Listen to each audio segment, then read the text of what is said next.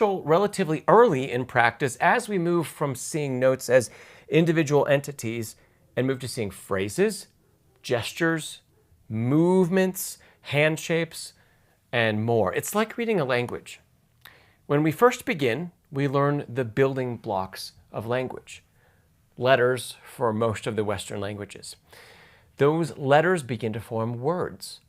Words form phrases. Phrases form sentences. Sentences form paragraphs.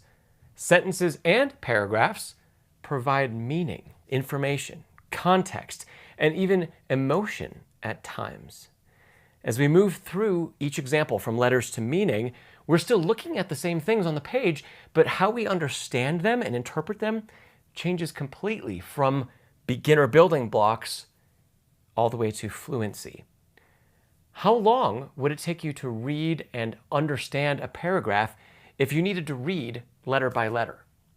And now let's say, how long would it take you to memorize that paragraph if you read letter by letter? Or instead of reciting the words, you needed to recite each individual letter in the correct order across an entire paragraph. In both of those cases, it's going to take a significant amount of time and mental energy, if it's even possible, to do it. But many students ask just that of their brains, right? They ask their brains to think too much about individual notes and individual movements of the hands and arms and individual fingers. I had a student working on memorizing the first movement of Beethoven's Pathetique Sonata, and unknown to me, for probably a few weeks, maybe a month, my student had developed a series of mnemonic devices. In their case, it was a sentence where the first letter of each word corresponded to the names of the notes needed in the piece and in the correct order. One lesson came by, and as we were working a small spot, I heard my student mumbling something under their breath, something about ants and goats, I think. And so I said, what is that? And they described this method that they were using as a memory aid to help remember the music. Okay, while mnemonic devices are useful in a variety of fields to help with memory, something like that is one of the last places we should go as we're working on perfecting music, because it's far too granular. It's far too individual. If you can somehow come up with a cohesive sentence that describes a passage in music, maybe that will help with some theoretical memory and understanding of what we're playing. But it removes focus from all aspects of gesture and movement and even listening. Yeah, all three of those are much more important than remembering an individual order of pitches.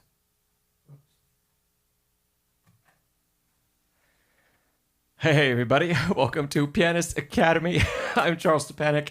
It's good to see so many of you here this morning or this afternoon or this evening, wherever you're tuning in from. Hello, hello. We have a really rare but very exciting performance this morning. So I'm looking forward to sharing all this. Welcome, Whitney, Rob, Roadsea. Hello, C Drive.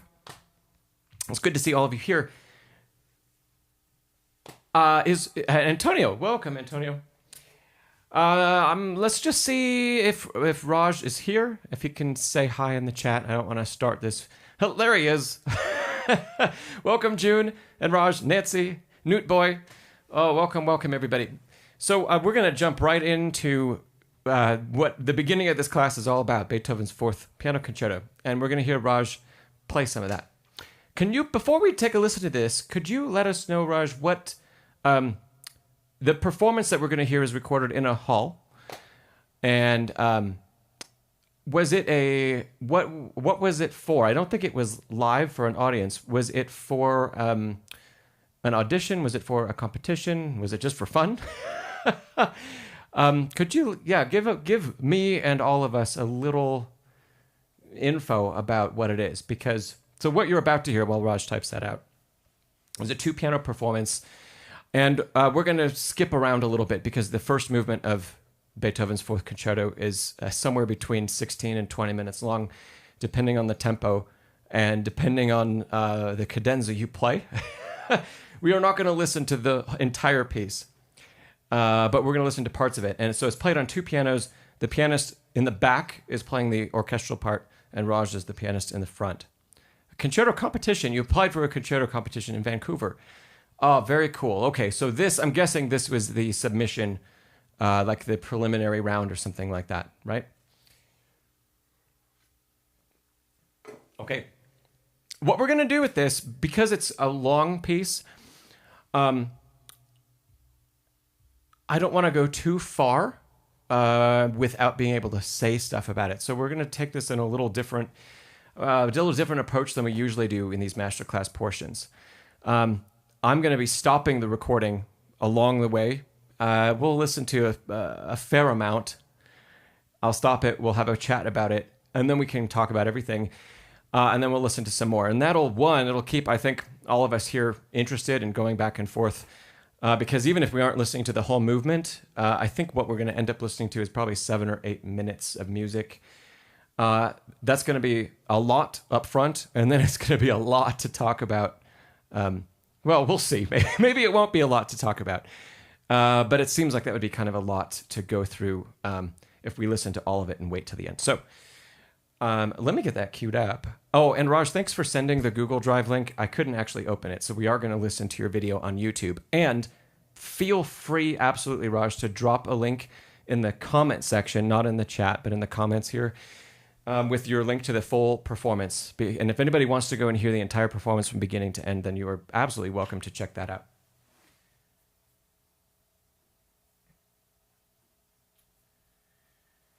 Okay, let's dive in. Hello, Catherine.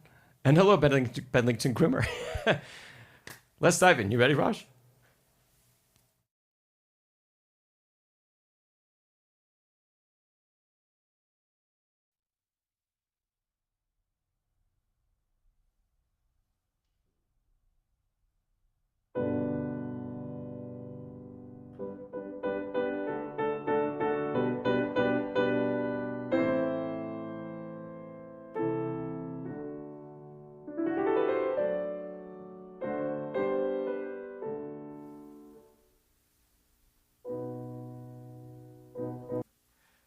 Okay, we're gonna take a quick chat about just that opening line, Raj. Really nice. This sets the stage for everything, right? That's coming up. I would encourage you right from the beginning. You're doing a really nice job of singing out the very, very top note, that B that sits on the top. Through all of that. You're doing a really nice job projecting that. But I'd actually encourage you to explore feeling more thickness in the harmony. If you're not using soft pedal, you might consider that.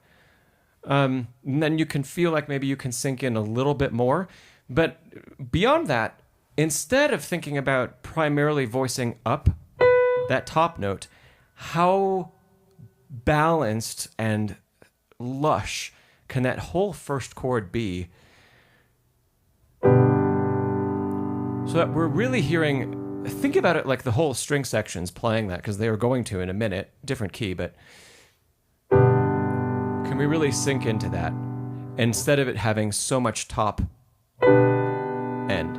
So, and then keep that going.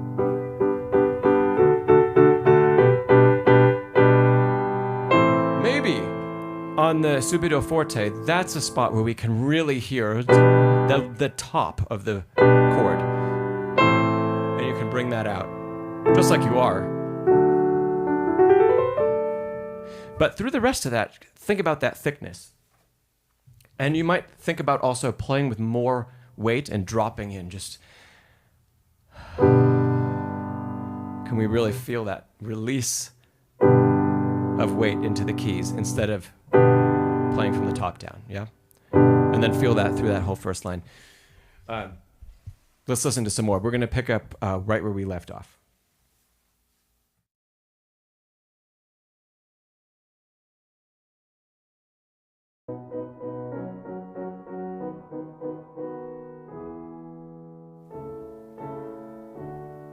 By the way, just talking over this is the orchestra part.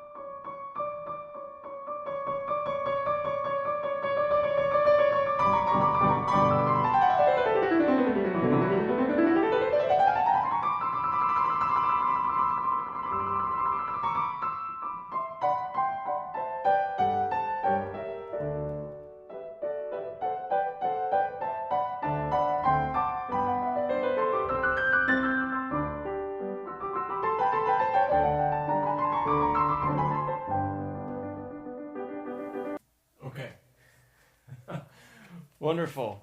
Raj, really, really good stuff. Yes. Let's go back to your entrance as the orchestra gives you this and hands this off.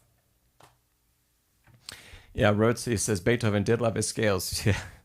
In all sorts of forms. Hello, Jane.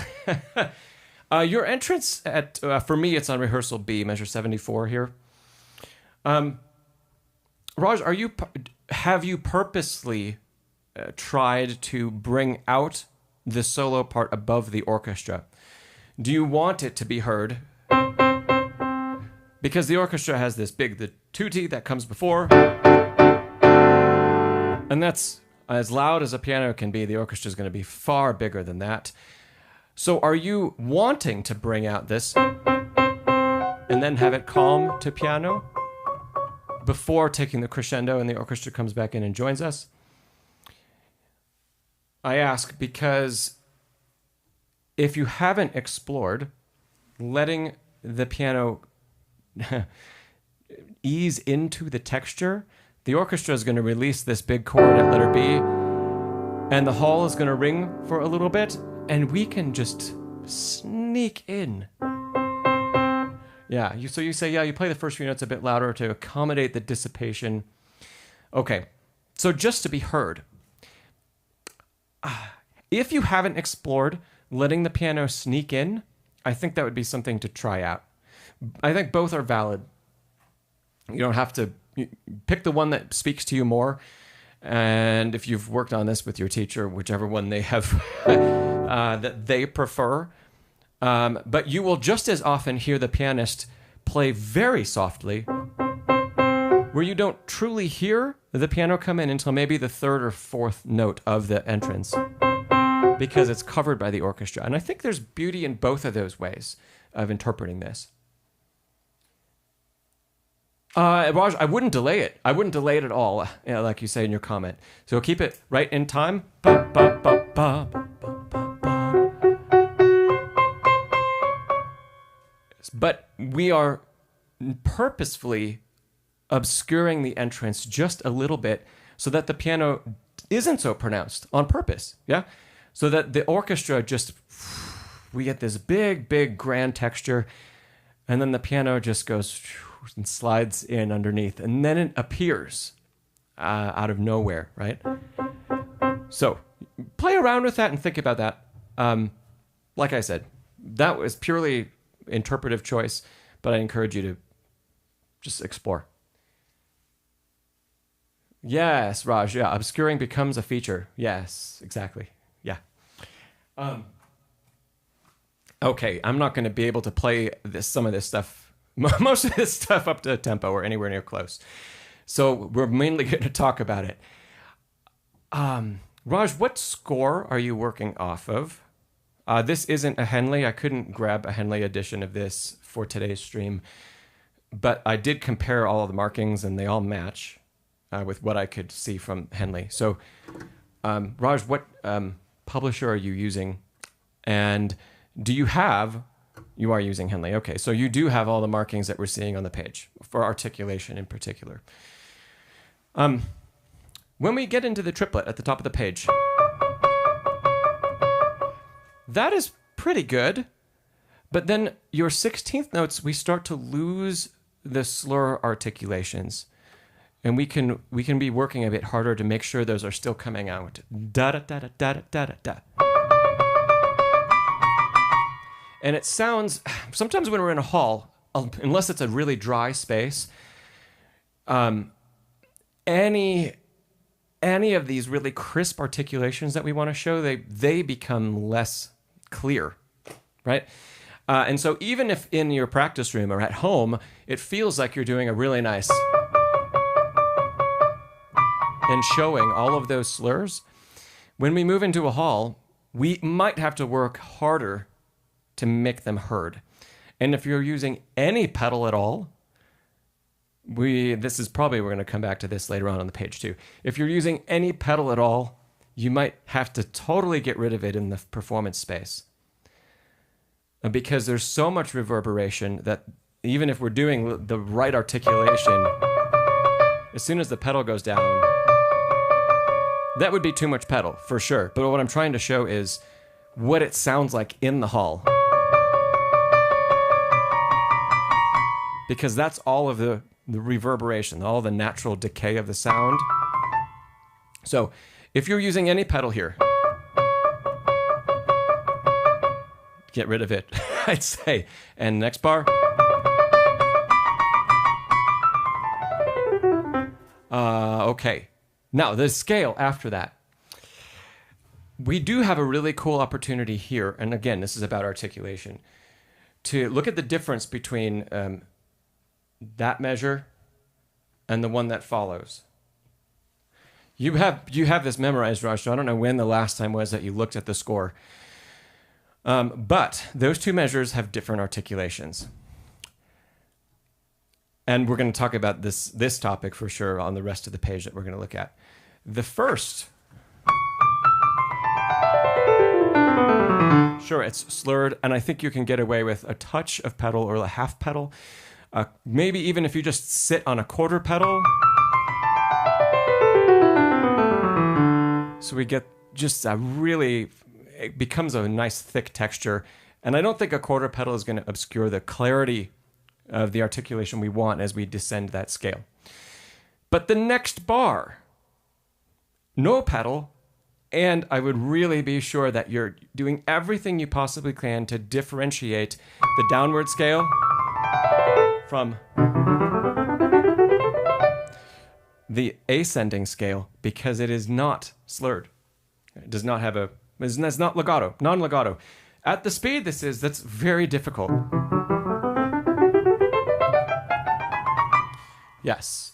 So, Raj, you might try, if you find that it's really challenging to play this detached and get the detached, or just that tiny bit of space between all of those notes so they're not sticky like that, but more separated. I do kind of a pulling motion with the fingers. Very doable, you say. Okay, wonderful. If you need the tip, I do kind of a pulling motion with the fingers on the key surface. Wrong fingering. There we go. And that makes it easier to let all of those speak, and they speak so lightly and clearly with that little bit of space. Okay. Next bit. Wonderful trills. Really nice. And let's see. You're doing mostly a good job of, and here you are showing all of the differences in articulation. Where things are slurred, I heard the slur. Where they're portato, I heard the portato. There was, let's say, one spot that I can remember, and that was down here, where we lost a little bit of that articulation. So,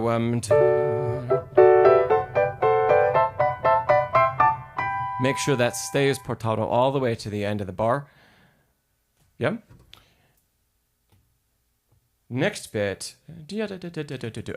Anytime, so this is the theme we've been on for the page. I'd say anytime Beethoven hasn't slurred for us, try to show more detachment if you can. Some of this stuff is going to get a little bit of pedal, but think about all of the notes, the rest of the page. Except where they're held, because of the duration of the rhythm. Okay? So that downward scale, again, more space.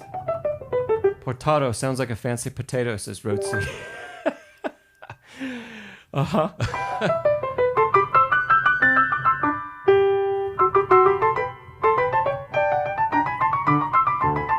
So all through there, can it be lighter and really, really, really crisp? Let's move on.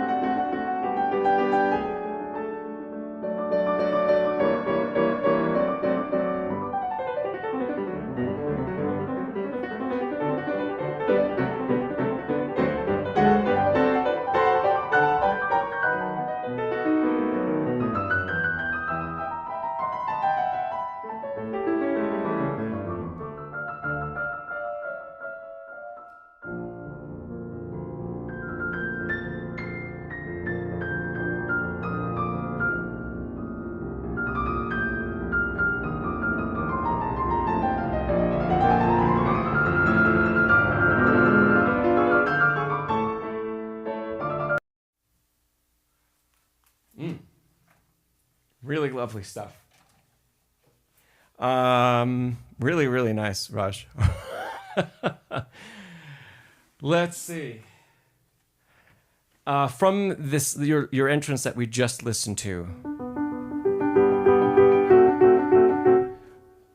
are you choosing one pitch from the right hand to be the primary representation of the melody?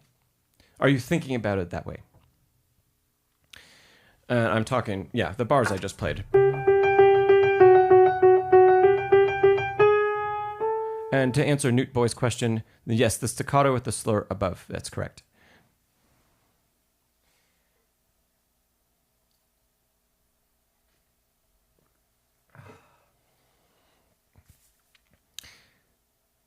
Let's see what Raj says about that. You try to make both speak, you say.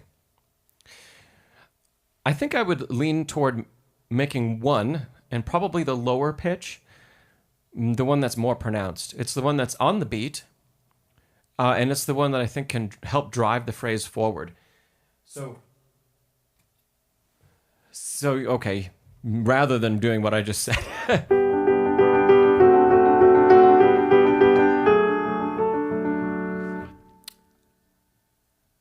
I really like, again, the warmth that we get if we pronounce mostly the bottom,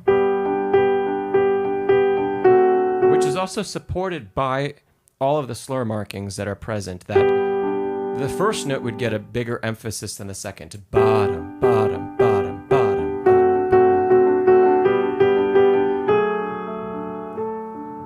And then when you get to the partial resolution, we'll call it half cadence, I guess. Yeah. You would still, again, feel the resolution going to mostly the thumb. I think it will lend... we will hear a better sense of your line if you keep us focused on one. And I'd make it the thumb rather than 5. And if we do both, if that's what you're focusing on, we lose the slur.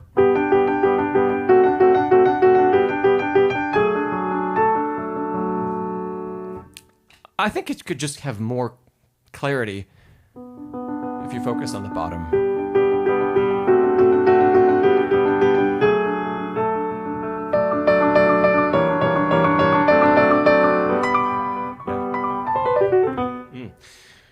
So about that, yeah, great. Now, where I marked measure 97 here, really beautiful, so clear, so clean. That's a really fun line to play. Yeah, really nicely articulated, great speed, nice and crisp, clear, still detached, wonderful. The next line, 99, we have this continuing.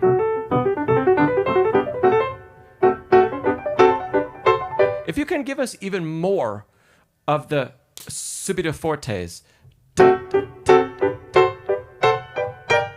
There's not one on that last one, but really make those pop out. And if you can prevent your right hand from going along with it, great. But you were doing some of that, but I'd like to hear that even more exaggerated.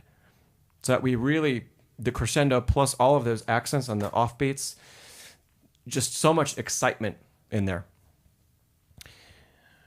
Next bit.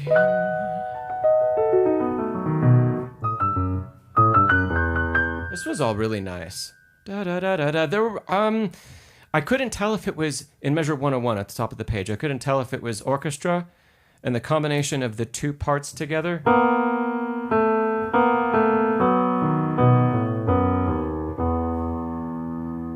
Because of that minor second between the orchestra part and the piano. But it sounded like there was a note flubbed or missed. If there wasn't, and it's just that dissonance because we're not hearing the color of the orchestra, we're just hearing two pianos against one another, then fine, don't worry about it.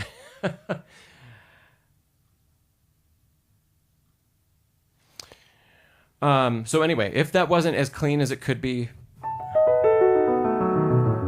just check that out.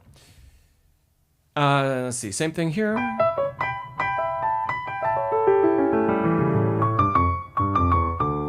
No, that was all very good.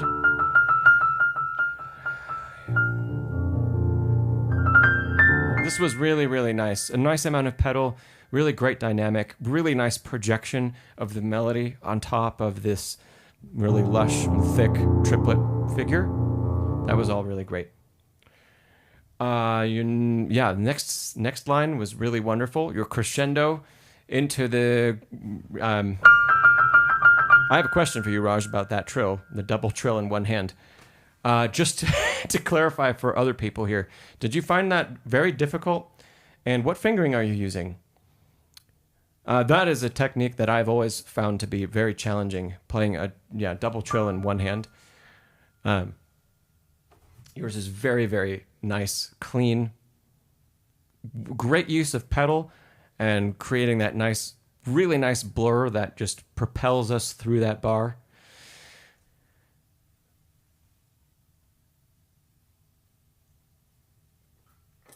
So this is all really, really good. And I believe, did we go further than that? I don't think we went further than that yet. I think that's about where we stopped. You use 4-2-5-1. Okay, that's what's given in the Henley edition.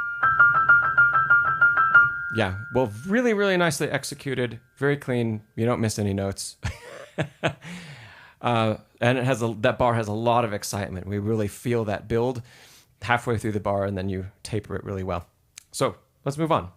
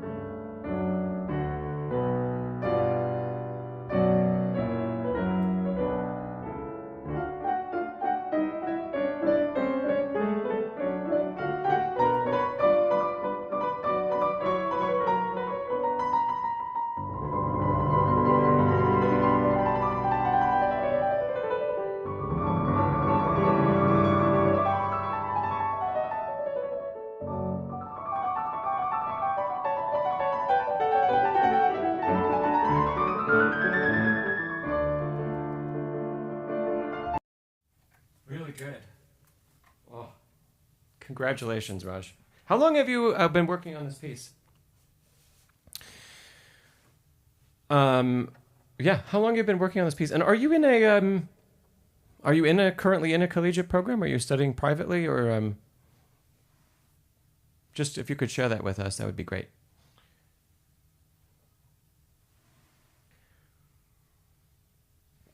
I don't have much to say about everything we just listened to because it was very, very good.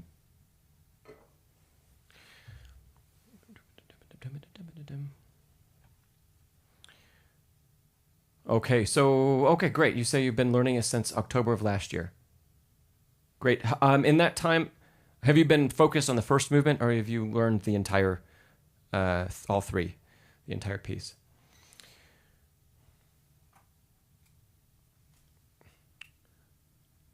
Oh, very nice. You're finishing up a Bachelor of Music in composition. Very nice. Oh, cool. Wonderful. Sounds great. Everything, all of our triplets here, nicely executed. I would again encourage you to see in your practice as you revisit them, can they be any crisper? If there's any pedal, can we get rid of it because there are no slurs? But this was all really, really good. All the way down the page. The nice scale that finishes, very clean.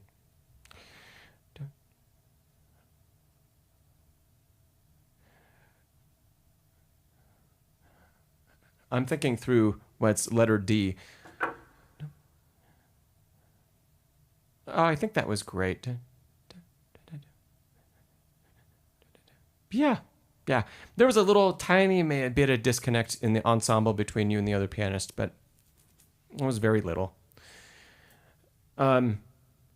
Our trill now in the middle of the page.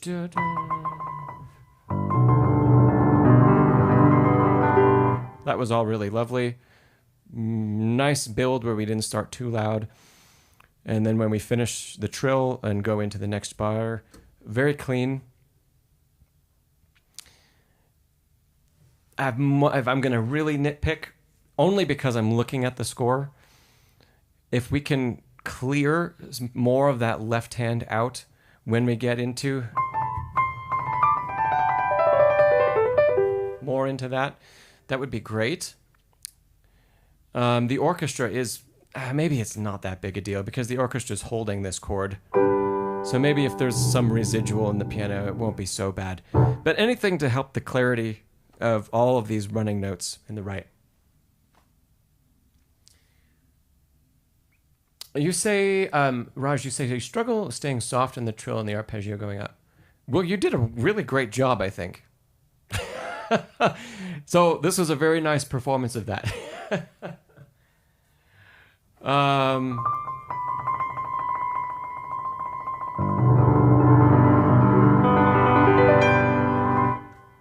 Forte, it is marked forte. I do agree with the way you're playing it and that it should be softer.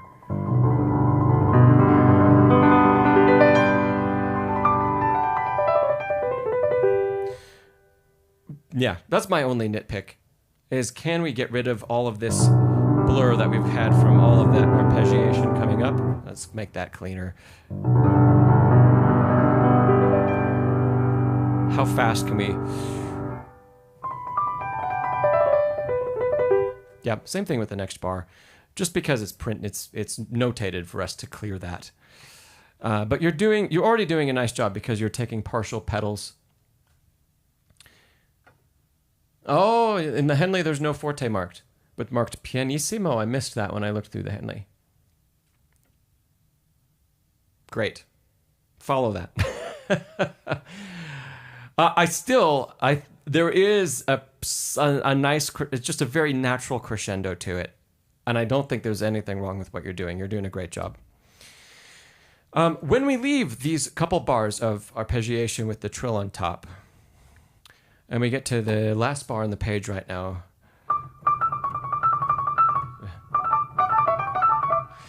There was a little bit of, There was a little bit of disconnect between the hands. My score does not want it. There we go. And if that just happened in the performance that you recorded, okay. But that could be cleaned up a little bit. Just these couple measures, 1, 2, these three measures, they weren't as clean as everything else.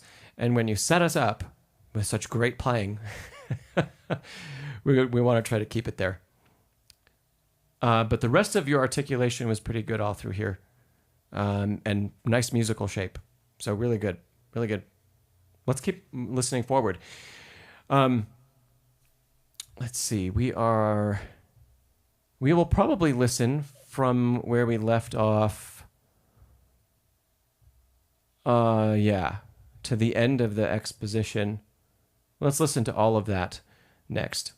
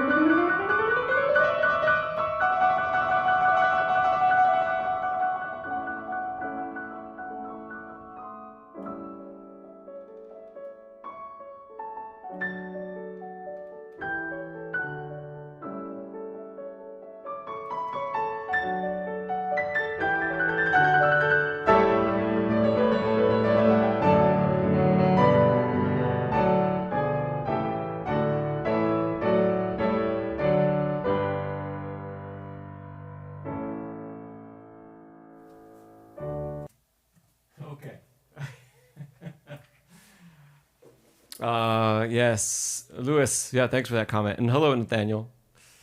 Yeah, really, again, really, really nice playing. As I go back and look through all of this,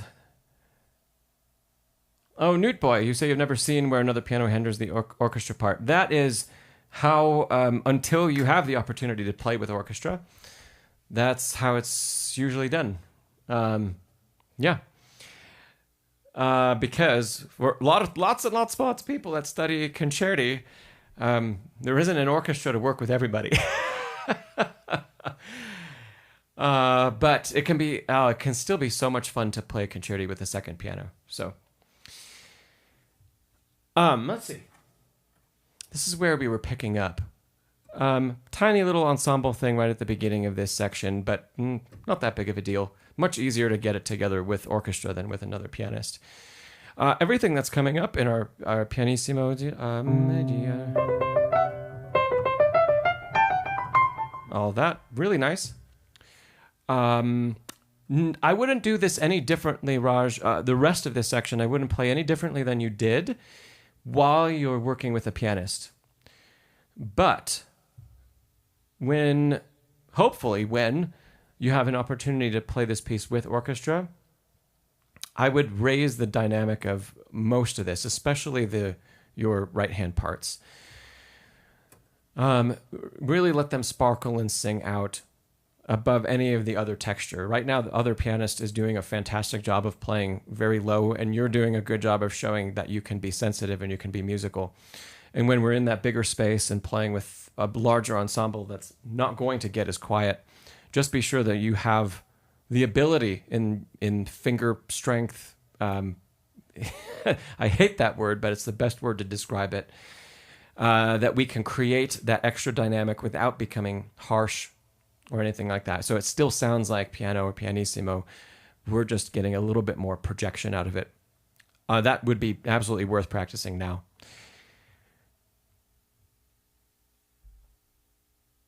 Let's see, the rest of this, very good. Again, with the not sforzo, the subito forte. It was present, but exaggerate them even more. Make sure also, I thought I heard a hint of your right hand wanting to play it with your left. Be sure that that's not happening. That it's only the left that's being brought out like that.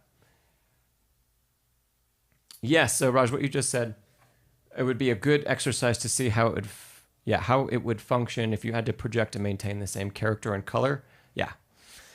And some of that is done a little bit for us when we play with orchestra, because the stage we're on is so much bigger than a solo piano stage. Usually the venue itself is so much bigger, but it's still worth it. So just know that some of that's going to be taken care of by the hall and by just simply the size of it and how much further away the audience is from you. But it's still great to work on it, and just with an ear for that, so that when you do go play in that other place, if we're just... when I was playing concerti, my typical thought was, everything that was piano has to be probably the mezzo forte. It depends on the piece. Beethoven is going to have a smaller orchestra than like a Rachmaninoff or something like that. So maybe not quite as big of a jump in dynamic, but if you can prepare for that and practice putting out that much sound, and make sure that it doesn't tire you out to do it either, that I think it'll serve you. And even if it doesn't happen for this piece, it'll still serve you in the rest of your practice and in other future opportunities. Just learning what it's like to sink in that much more, but still have a beautiful tone. Okay. There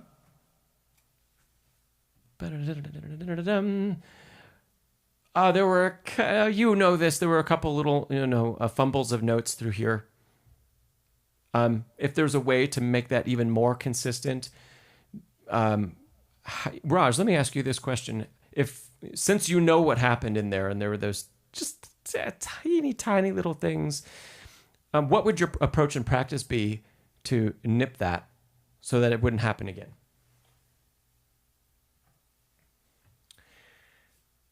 Yeah, you say the third wave, you fumbled the top note. Is that a normal? Is that a common thing? Does it always happen on the third time?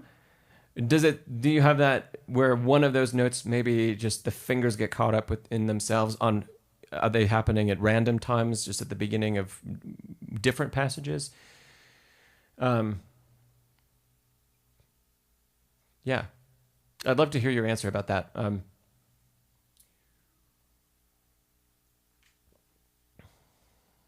You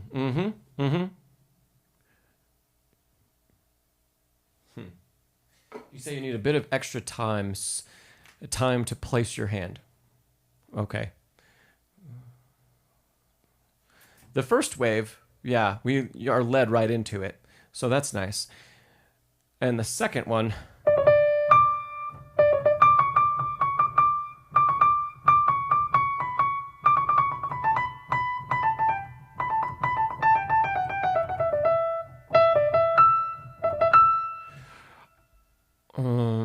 the last not before the jump is on your thumb. Yes, yes, yes. Okay.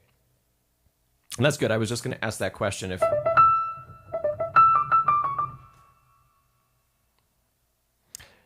See, on the third, you end on your third finger, and you have to go up to your fifth finger.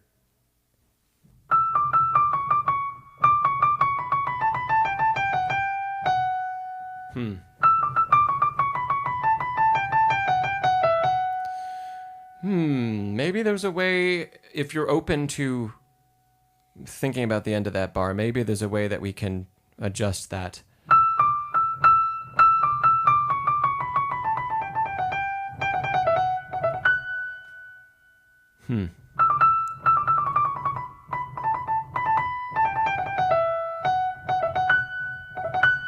You know, it's still possible. Yes. You said sometimes it gets rushed. Yes, that happens to all of us. You know, it is still possible to follow the same finger pattern that you've developed for the other sections. And at least in my score, unless the Henley is marked differently, since there isn't a marking for finger, like there is at the beginning of the first one, we get that thumb up to 5. And then the second one doesn't have another marking. I think that implies using the thumb again. And then the third one also doesn't have a marking. Oh no! So are you saying that here, at the end of my page, you go 3-3 across the octave? We definitely want to fix that. If that's what's happening. So let's just confirm. If that's what you're doing, oh, okay. Let's rework that bar. Good news is the rest of it works just the same as everything else. It's only the last beat. Don't use 3 twice. We're just going to have some discipline. And we're still approaching the beginning. Let's see, with 3. Yeah, 3 on F sharp. And 3, 2, 1. Bring the thumb under on F sharp. And we'll just have to slide the hand into the keyboard to make that happen. So 3, 2, 1. Yeah. And then if you're using 5-4 or 5, let's see, 5, maybe 3-4. I think that's what happens on the next page. But yes, yep.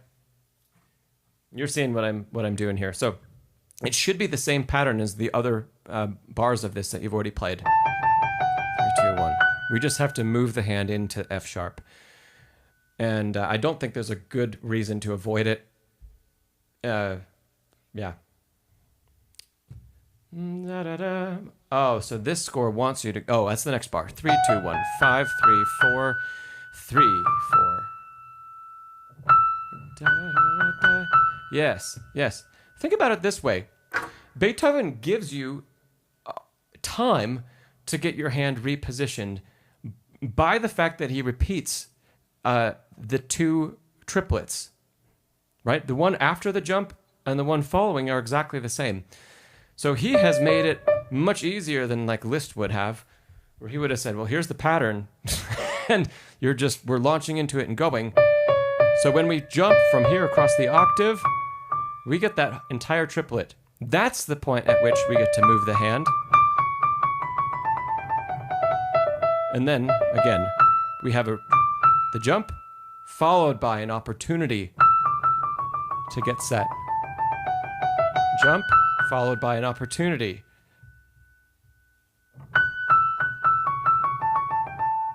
Yeah? Okay, I hope that helps, Raj, and I hope that that little bit isn't too tricky for you to change those fingers out. Hopefully it will feel much more comfortable and more similar to the other two passages that come before. Let's keep going. Very nice.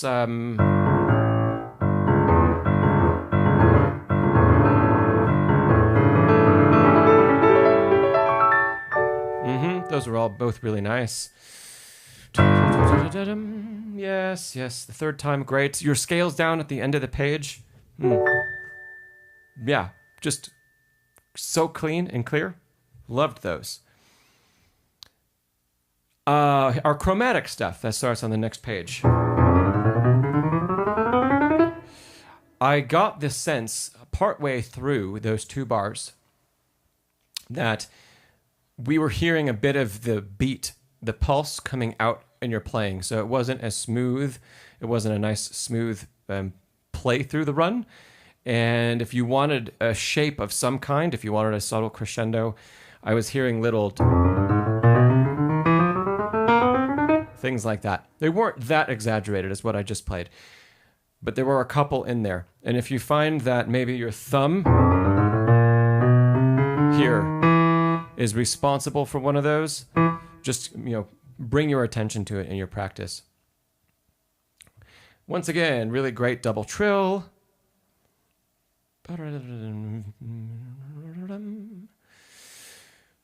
Okay, and then leading out of this,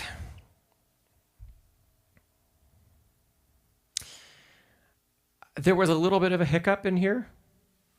So, again, my question to you was that a one-time thing that happened during the recording?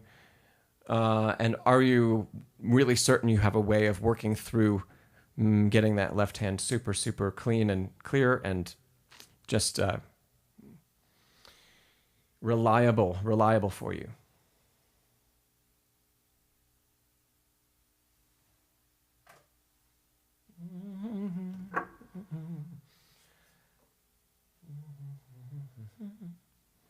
And just to highlight a few other comments, Brad, hello Brad, Bennington Groomer, you say brilliant playing and cool. I'm glad you're enjoying. And Newt Boy, cool. Okay, you say sometimes that happens. Is there something? Can we go back to slower practice, Raj, on just the couple bars leading out of this section, to make sure that they're super solidified? And here's another. Oh, hey Alexis.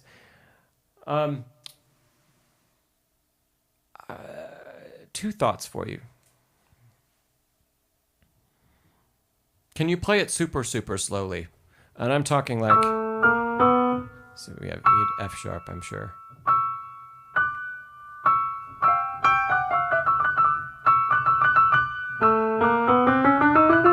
So let's go. And can you do this from memory?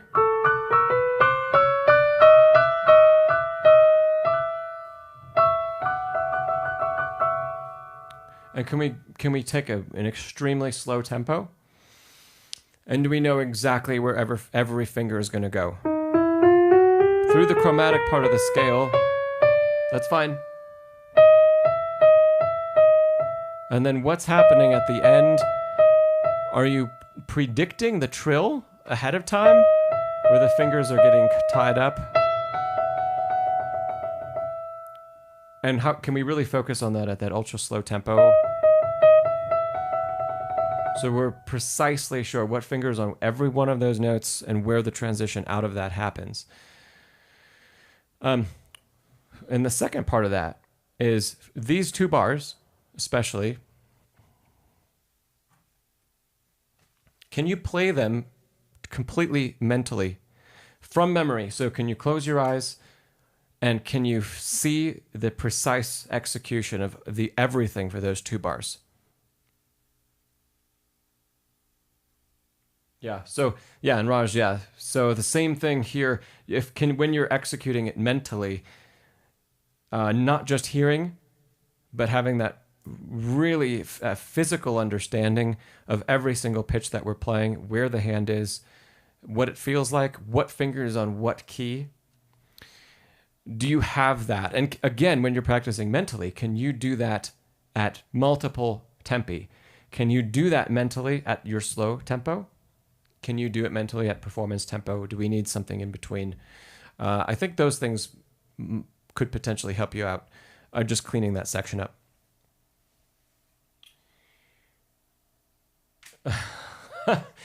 Rotsi, you say it looks like a nightmare to memorize. It's pretty logical, I'd say. I think things just, they tumble into place. So, yes, so Raj, great. That's a great discovery that you said right now when you tried to do it mentally, you couldn't do it. So, yeah, take that slow tempo, build whatever that extra focus is that we need right at the end of the bar. And you can actually take what we just talked about, and do you know the whole movement that well? Go back to the other spot. You might even especially do this where we changed the fingering just a little bit ago. And can you do that other spot? And can you learn that mentally as well as at the keyboard? Maybe do that practice simultaneously, and that will help eliminate some of the repetition that you need to do to change the muscle memory that you've built.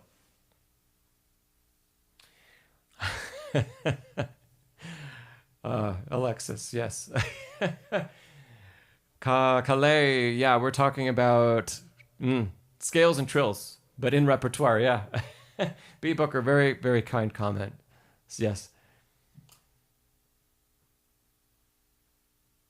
Newt Boy, you say the composers, because there were no editing tools, they just had feather and ink. Yeah, well, and they had to be masters of mental practice. They sure needed to know what things would sound like without being able to hear them.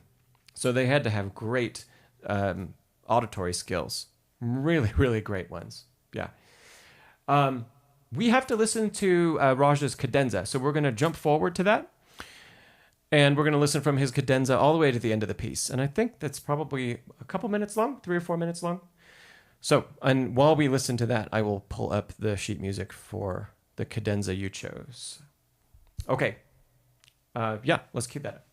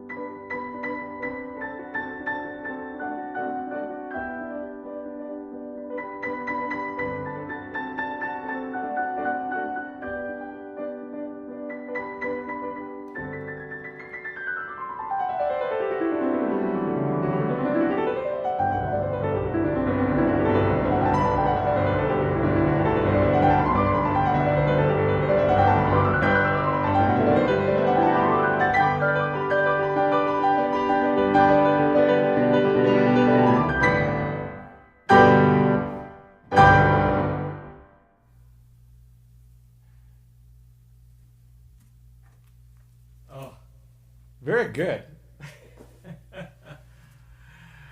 Oh, lovely. Let's give Raj a round of applause. I have just a couple more comments, but really lovely. Yeah. Raj, I think that the cadenza is my favorite part of your performance. And the rest of it was pretty darn good. But I think the cadenza, you're allowing yourself, I think, to feel more of what the music is doing. And you're allowing yourself to feel the tension and the harmony and how it resolves. Yes. Thanks for all that applause, everybody. Very nice. And that is why the cadenza is my favorite part of this piece for you.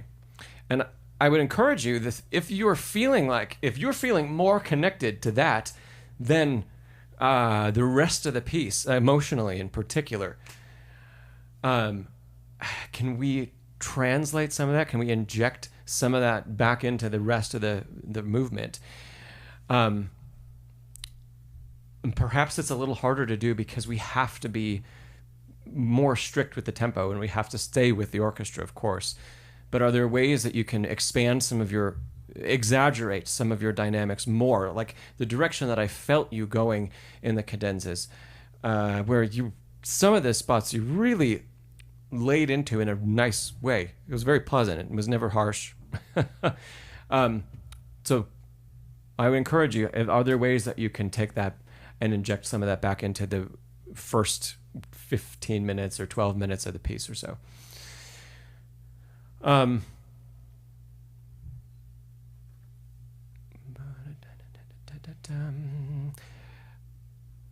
I'm trying to think if I have any critique for you. Some of the Alberti bass. So I'm looking for things to pick at, Raj, because it was very good.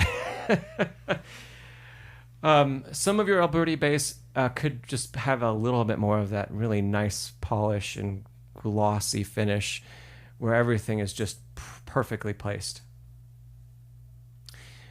Some of them feel like some of the shifts, we maybe just need a little bit more practice, getting the fifth finger where it needs to go, or maybe the inner finger where it needs to go, just a tiny bit. Maybe you're focusing on, if you can listen back to this recording or record your practice again, recently, and other spots that appear and is at the same bar in the same place, and work on those in particular, because it's not all of it. There's just a few moments that need some of that extra polishing.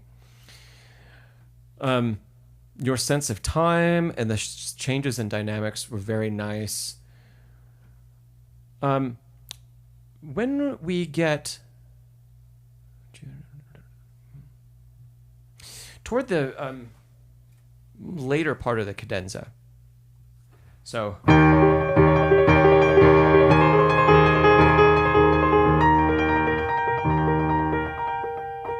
we have these left-hand octaves.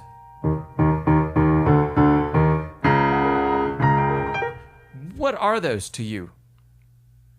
Because they seem, for how intense you just played the rest of this page, and how it was really gutsy and it was on fire and it was great. And then when we get to these, I know it's a little bit of a respite from that, but I would love to hear continue to see you feel more intensity in those bits.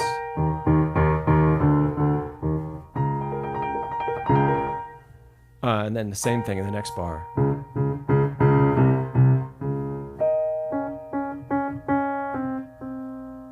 And maybe only when we get that dolce mark.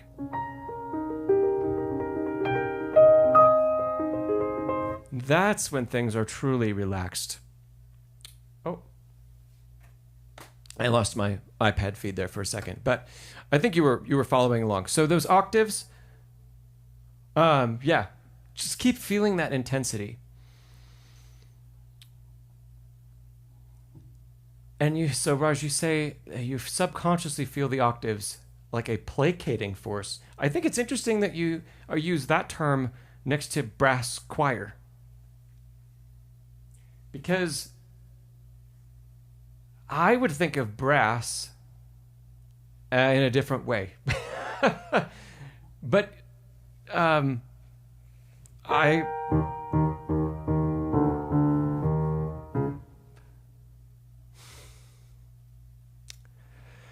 glad I'm glad you're feeling it in an orchestrated way. Let's put it that way. I think that's really important.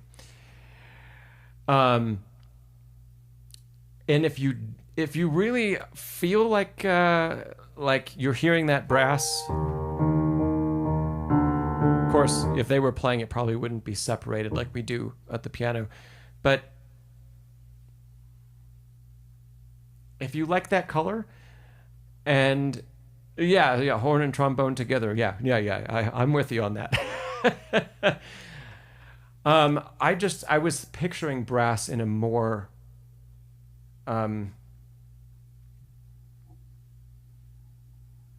pointed way, I guess, and less of a rounded brass shape. So maybe leaning in the direction of trombone and not French horn, for example. French horn is going to be very... It's going to be very muted. Yeah, declamatory. I was hesitating to say that because it does need to be less, and too much proclamation. That's not right either. But a balance somewhere in the middle, where there's more. You know what trombones sound like when they bite, just a little bit. And if you can channel that tone into what we were doing here, and is that phrase, is it leaning somewhere so that we continue to feel a little bit more intensity? Because it's the only thing, and you're predicting it with a little retard. I believe that you're doing that. If you're predicting it with a retard, I don't think we're not fully allowing that bar to be the placating force. You could play around and experiment with both. If you just diminuendo,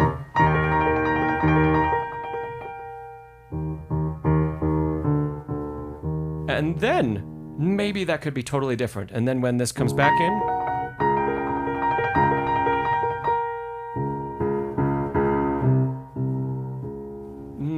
that could be something to explore. But where we're not predicting the change in color so much. If you really want the measure with the low octaves to be that resisting force, I would approach it that way. And then the ones that we didn't get to, but that are coming up still here.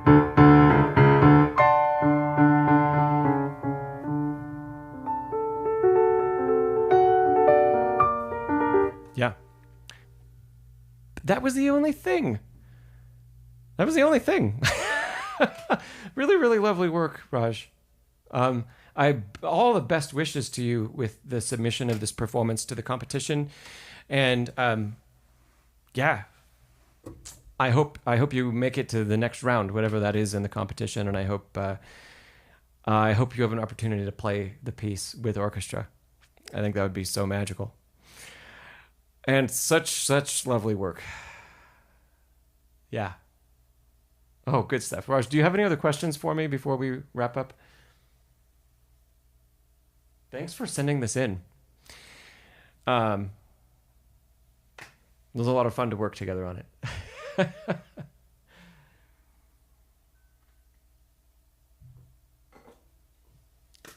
So, applause from me. If anybody else wants to drop some more applause in the chat, go for it.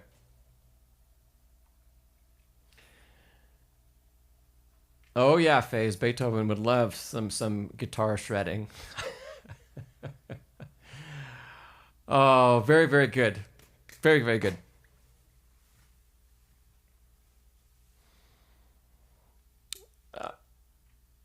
Yeah, Raj, I didn't get that impression, what you just said, that you're trying to find more control in soft playing. I didn't get the impression that anything was not controlled.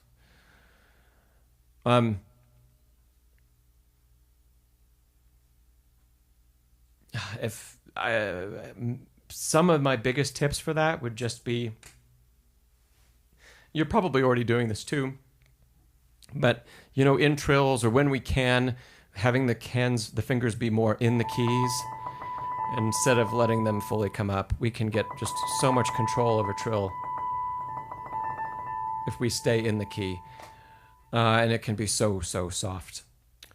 And in other passages, if the passage presents itself in a way where we can stay more in the key than releasing, that can be a big help. The kind of articulation that I mentioned right at the beginning when we were talking about all of that, just a little bit of pulling the key toward us, that can help, especially at speed. It can help.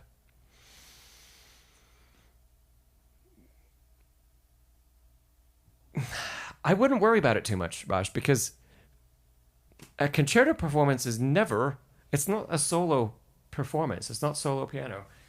And one of the luxuries we get when we play concerti is that we can play everything up a notch or two from where we might play the rest of solo repertoire. It shouldn't be so introspective and within the music, any of our soft stuff. So if you feel like you're having trouble controlling all of it, just know that you're doing a good job. And I truly don't think that you need to do more, not much more, not with this piece. If you were playing something else, very different composer, very different geographic area, maybe we'd talk about it again. But I'd want to hear where the problems are happening, and I didn't hear any. So,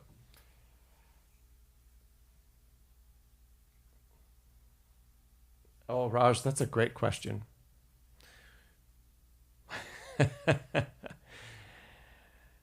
So Raj, your last question was, how do you practice or get yourself into the state of being present with every note?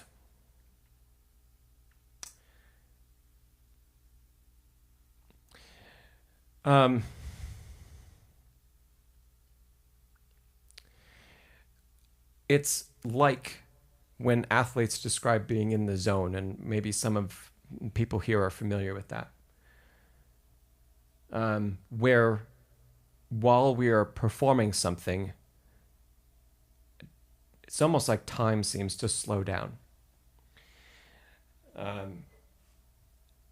And in that perception of slowing down, we can be so ultra focused on everything that's happening. How to be in the zone.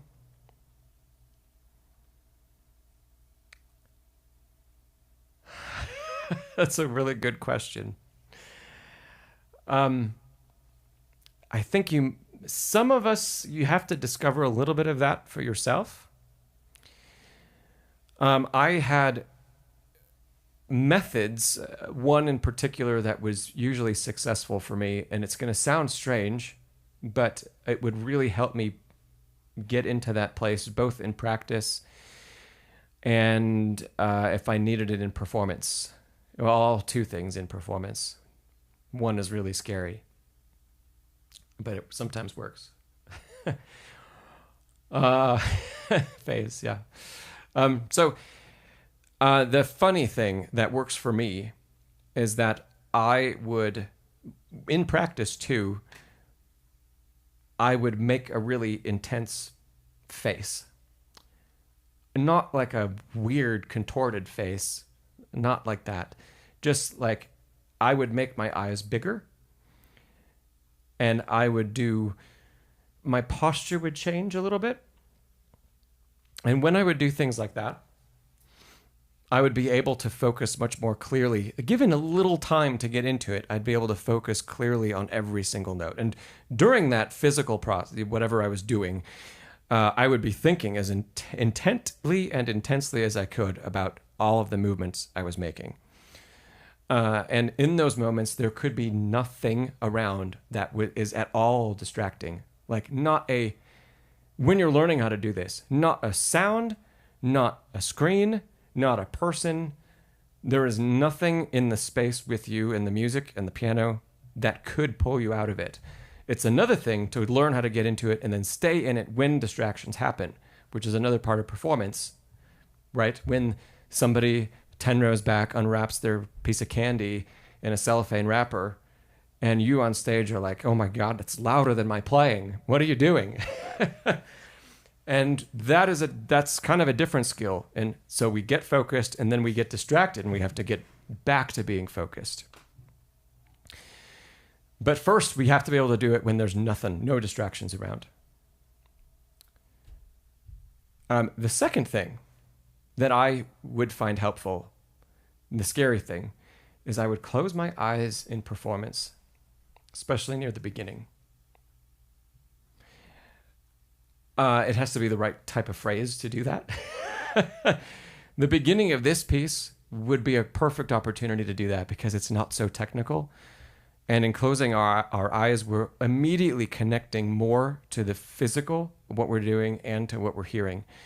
And we're just eliminating that sense, the visual sense. We're making it easier to get into that focused place. So again, that's made easier if you've practiced with your eyes closed. And if you've experienced that. And the other byproduct I found in performance is that it would help calm nerves on stage. When there were opportunities for me to close eyes and say, remind myself, I know this music so intimately. I've worked on it so hard. I've played it countless times. The ultimate signal to my brain that I trust myself is saying, I don't need to watch it happen. That takes a lot of guts in front of an audience to do that. But when you do it and it's successful, you will start to be more okay with having it happen more and more often. It doesn't just have to be at the beginning of a piece. It could be when there are moments that you need to just pull yourself back into the music. Can you close your eyes and breathe? Keep playing, but can we put ourselves back there? B. Booker. Yeah, what you brought up. You say probably why it's easy to rush. Time is difficult to keep track of during performances and your mind starts to wander. The wandering mind is maybe the biggest enemy of any classical performer, especially if you're performing from memory. Because, and I think it's been a while since I mentioned this, so I'll mention it again, but we've all had it happen. I've had it happen in performance, playing from memory. We don't even realize we're just playing. Everything's going great. We were focused.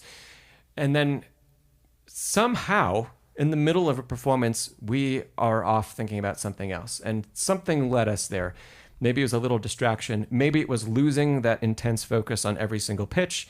And now we're only hearing every other pitch. And now we're only hearing one bar at a time. And then when there's more space, other things can start to sneak in. The trouble is that moment, the instant that you realize you're not fully engaged with the music anymore. And Raj, yes, you said it happened to you on the first take of recording what we just listened to.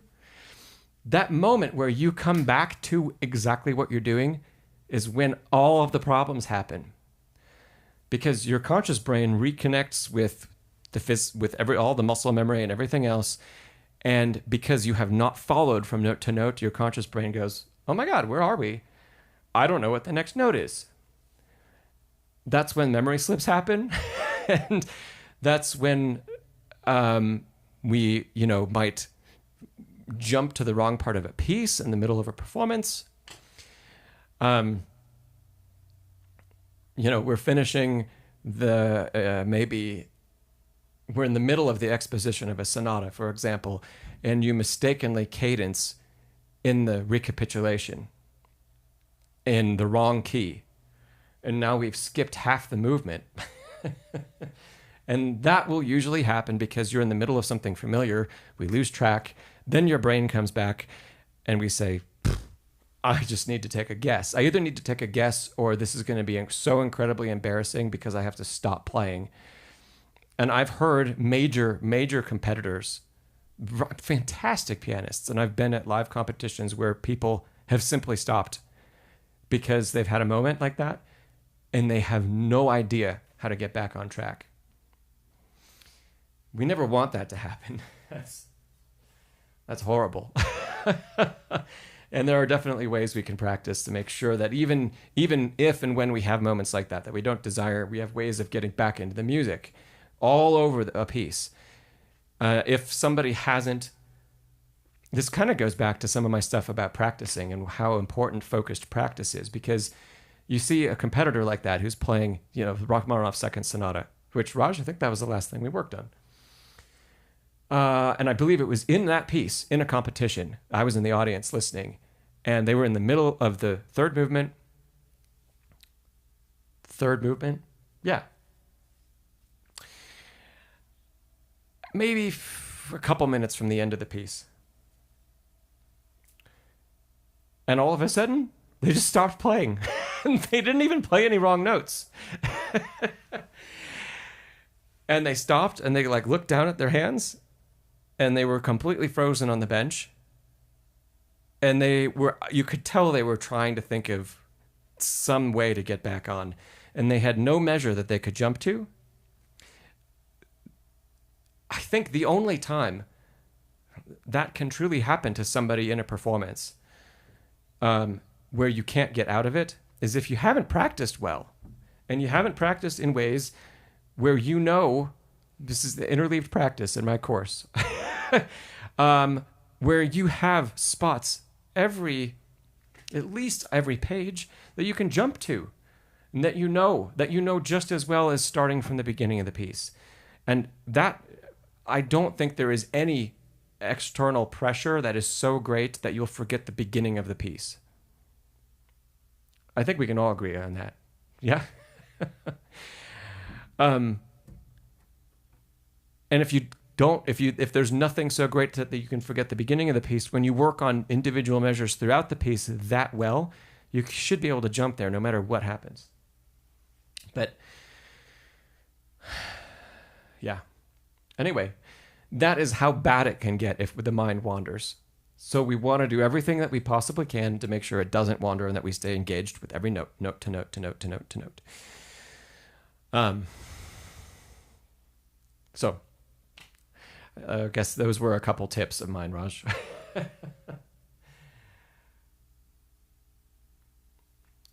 B. Booker, you say building mental pictures, emotional connections for each section. Yes, that can definitely help. And it can help, it can help keep you at least in the part of the movie or the story that we're telling, that we're showing, right? That's good. Rhodesy, you say wandering mind would be perfect for a jazz musician. I don't even know about that. I think things could sound really terrible and they would just go for it. But if they lost track of what mode they were in or what key they were in, oh boy, that could be really bad.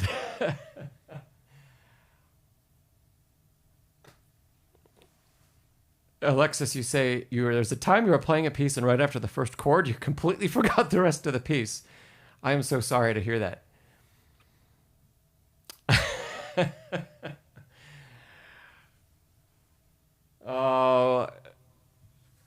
Yeah, Raj, that's an interesting thing. Memory palace techniques are like places that we can visualize and go to store different parts of a piece. Truly, Raj, I think interleaved practice is as close as we can get to that as musicians. Recalling with no notice and no practice, and just being able to recall very specific measures across a piece. And doing that from memory, especially if you have to perform from memory, be able to do that from memory. Some of the most famous performers that I studied with, not necessarily the best teachers, but some of the most famous performers, you could play any piece in front of them And they would be able to, without the score, start in the middle of any phrase, any measure, and they'd just pick it up. And it was like they had just practiced it. That's incredible. And just the mind it takes and the training it takes to be able to do that and do it without practice. That's great. And we can do similar things. Everyone can do similar things. Maybe not for the entire repertoire we've ever played. That's a little bit of a prodigy type skill that's not trainable. But we can definitely, on whatever the repertoire is that we're currently working on, we can all achieve that level of proficiency for absolute sure.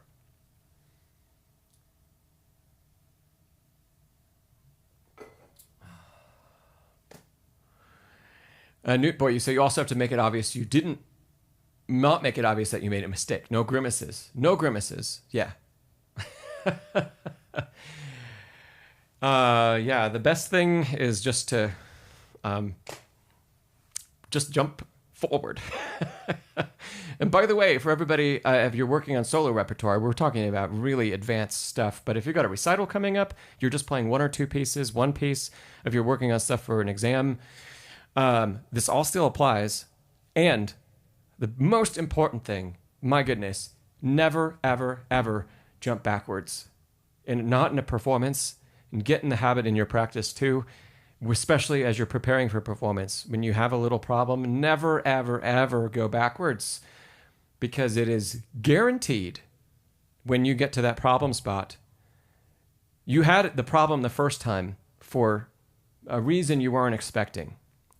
And it popped out of nowhere, whether it was the mental distraction or it was something in our practice wasn't quite done as well as it should have been. The second time around, you are expecting, no matter what you tell yourself, you are expecting to have the problem again. And when you get there, you are guaranteed you're going to have the same problem again. So never, ever, ever go backwards. Always have a spot that you know, and if it takes you a second, it's going to feel like an eternity in front of an audience.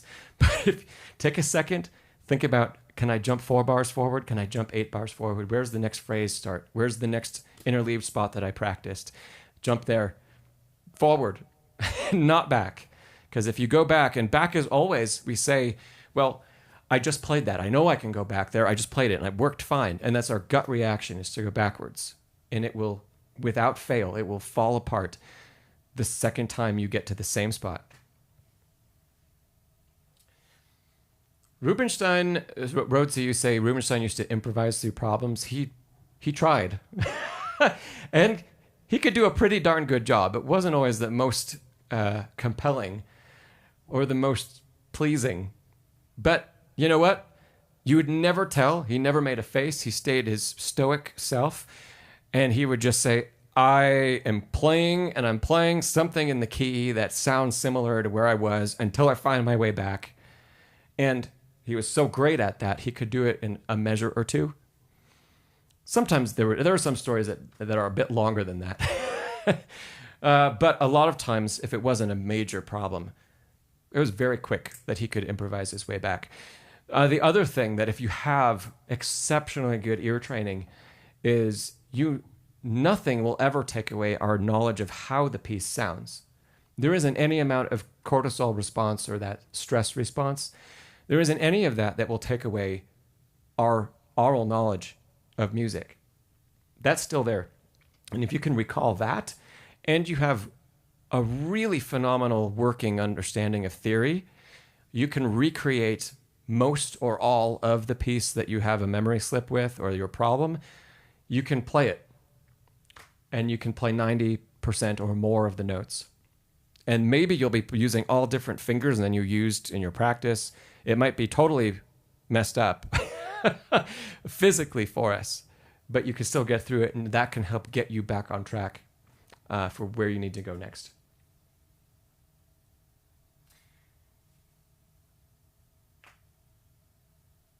That's a very interesting story, Raj, about the Bach partita. In Bach? Yeah, in Bach, that's horrible.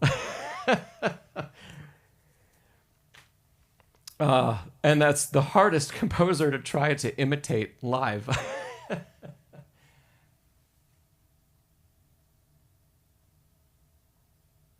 Yeah, I'd agree. Diatonic music is easier to recover in. Oh, yes, yes. Well, thanks for that question, Raj. Yeah. Rhodesy about cadenzas?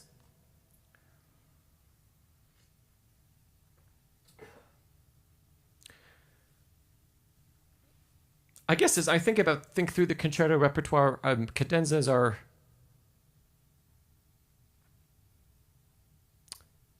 they're very common in the classical period, where they start to be less common moving forward from there. Or they're pre-written, by the composer and they're right in the score if there's something similar to a cadenza. So, yeah. Let's move on. Yeah, Raj, again, really, really wonderful stuff. I'm going to answer B. Booker's question a little bit about Steinway, and then let's have a little bit of time, about 30 minutes or so, and I'll take any questions about anything. So B. Booker, you asked how was my visit to Steinway, which was 2 weeks ago. It was the afternoon of the last live stream, and it was very, very pleasant, wonderful, lovely time. I played 2 Steinway Bs. I played 1 D. They actually had at the showroom the Model D that Jacob Collier played at the Grammys. Not 2025, but the 2024 Grammys. And so I got to play that piano, which is pretty cool. It's no longer at that showroom. It's already moved out. And let's see, I played a Steinway M, and I played 2, a Boston and an Essex, that were very, very, very small baby grands. And I got a great demo of the Spirio system while I was there. It was a great visit. Oh, Antonio, thank you for the reminder. I would have absolutely forgotten. I will tackle that next.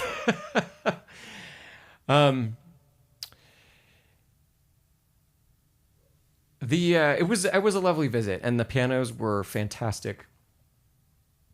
They were all in really, really nice shape. So, yeah, it was very enjoyable. The Spirio, I guess I left. When you go visit Steinway, you assume that the pianos are going to be great, and so I wasn't disappointed.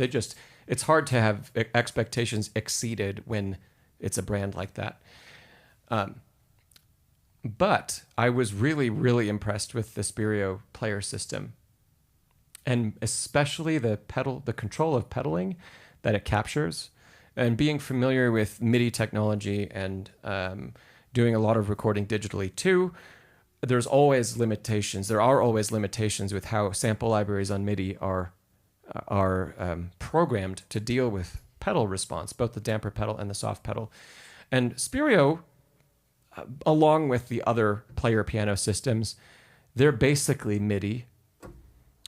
But I call them like MIDI on steroids. Especially Spirio is like MIDI on steroids. And what was most impressive was, the damper pedal. Every little nuance that I got to record a little bit on one of those instruments. So I got to experience the recording, the system, having it play back, watching how it captured data and all that.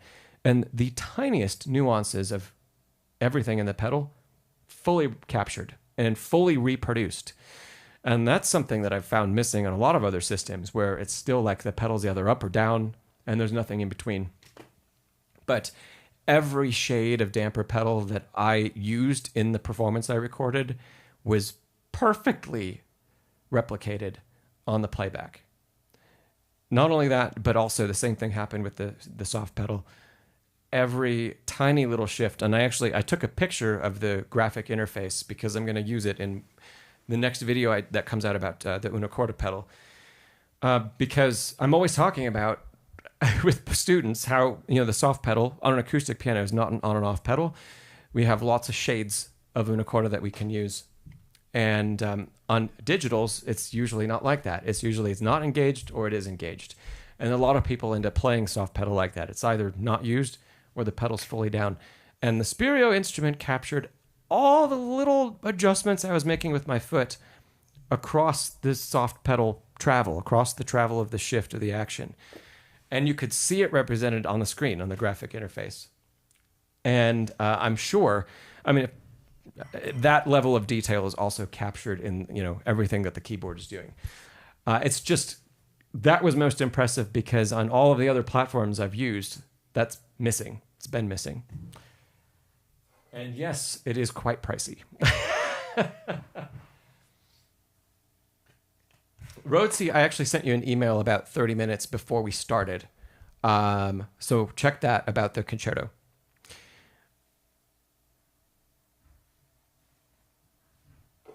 Let me answer. Antonio had sent over a question about alignment. And Antonio, I think I've got a fairly quick answer for you. I'm just pulling up exactly your question.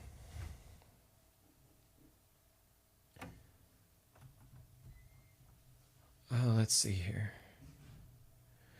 Okay, you said, sometimes you have to play chords or arpeggios with the right hand just to the left of middle C, and when that happens, it's difficult to maintain proper or decent alignment, and you tend to twist your wrist, which you understand is less than ideal. So you try to shift your torso to the left to help the movement, but it's still tricky. Yeah, okay.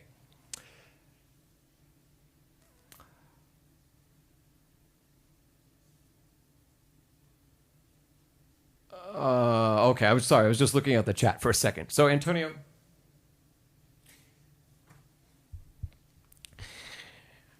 when you're playing to the left of middle C, there's always going to be a bit of a misalignment. So we want to do our best to compromise and find what works and what's most aligned without putting the rest of the body in such a strange position. Let's say I need to play an E major arpeggio.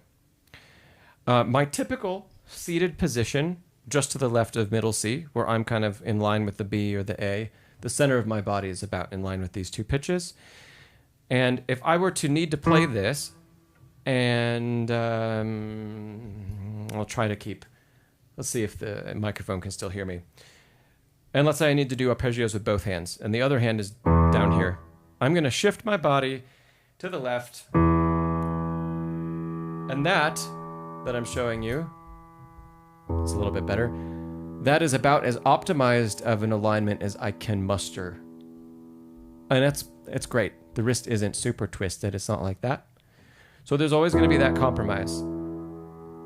But now the middle of my body is about here, where my right hand thumb is.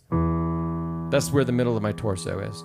And both hands, you see, are slightly twisted in the wrist. We just have to deal with that sometimes.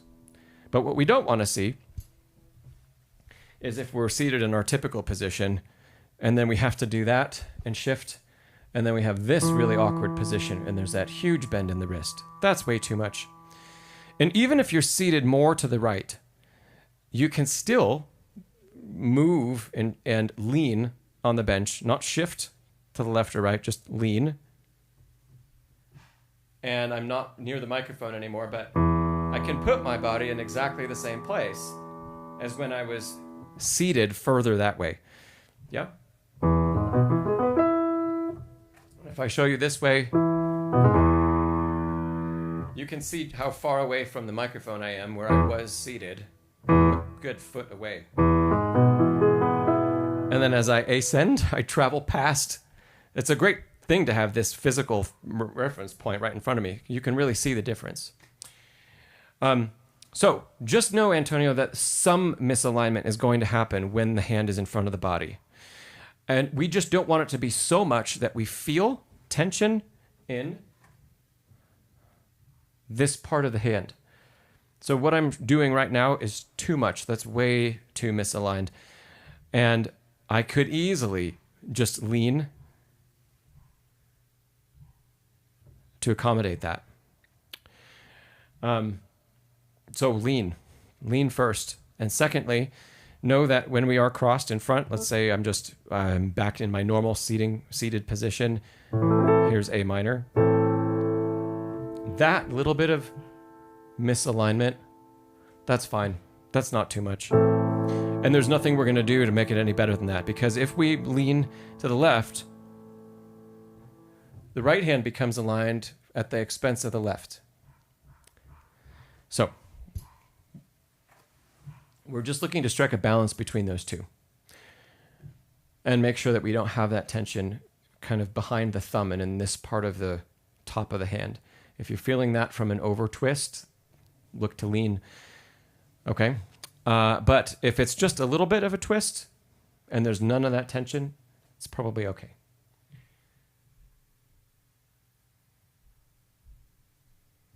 Thanks, Newt boy.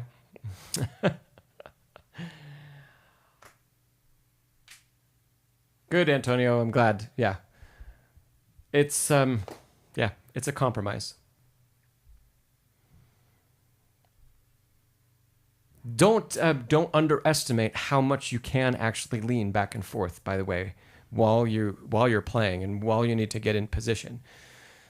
It can be feet. I mean, if we're talking about, if you watch some of the great contemporary classical pianists today and you see them need to play at the bottom of the piano, their body is totally, let's say this is their, straight torso when they're in the middle of the keyboard. And if they need to lean left, you'll still see them leaned that much. I mean, 30 degrees that their torso leans toward the bottom of the keyboard. And the same thing on the right side. It's quite a long way you can go. So that truly, when we're at the instrument, there isn't a note that we're really out of position to play. Even sitting here, we just lean. And when I do that, to play at the very bottom of the instrument, I'm 2 feet to the left. We should be doing that. That isn't too much. Okay?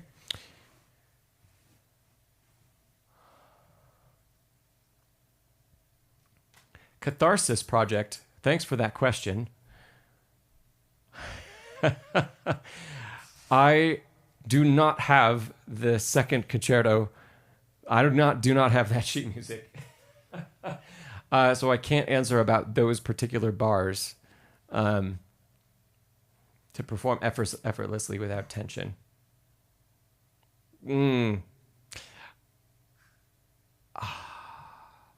I would love to be able to answer that question more in a more specific way. But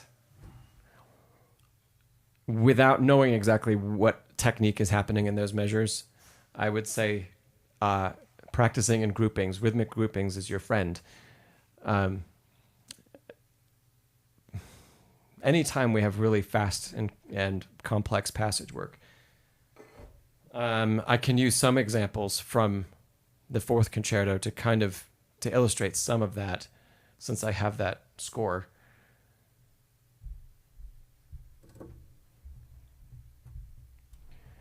Let's jump to, I'll just use these bars from 97.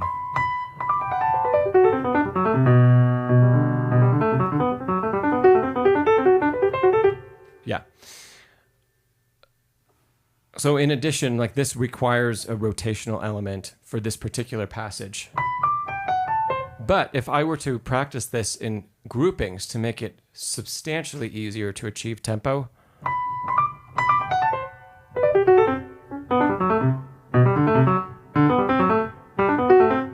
and let me do that again with a better camera angle for you, because every time I finish a grouping, everything is relaxed. And I've made even a wrist circle.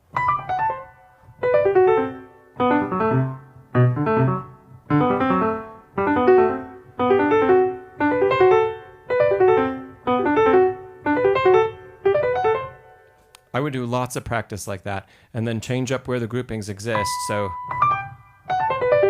let's see.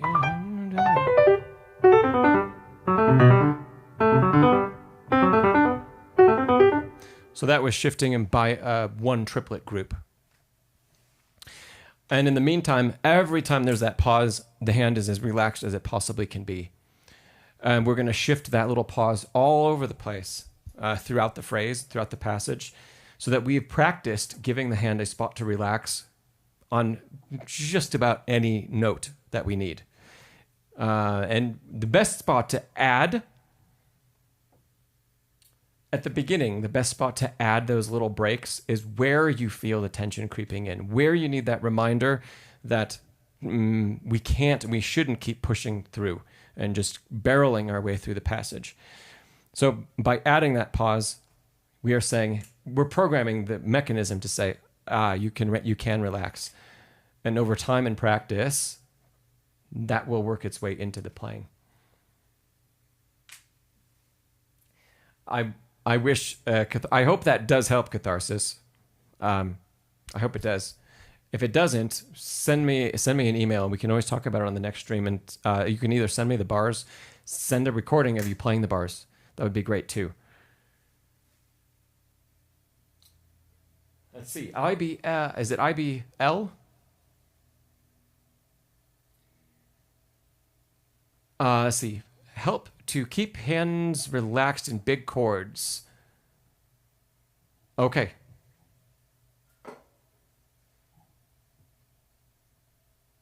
I've got two answers for you. Whenever you're playing larger chords, let's just take maybe this to start with. And if that feels large, since that's the opening of the fourth concerto, if that feels large because it's an octave and we have notes in the middle, instead of holding on to chords, when you begin this work, let the fingers come off the keys and just relax. And you can hold chords with the pedal for now. Yes? Now, we want to link that eventually to, after we play, the hand, and you're not going to be able to see this, but when I release, the good tension that is required to sound the notes on the piano and have structure in the hands, right?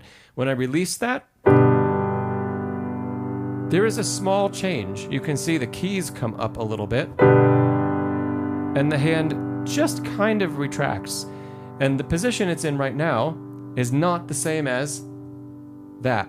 And there's a very small physical, it looks like a very small physical change, but it's a very big change in the sense of relaxation. So start with just letting the hand release every time you've played a chord. And then we will slowly build toward, we can hold those pitches down, but we're doing F A's. You said we want to play F sharp. Yeah, so we can work our way toward that relaxation while we hold pitches down.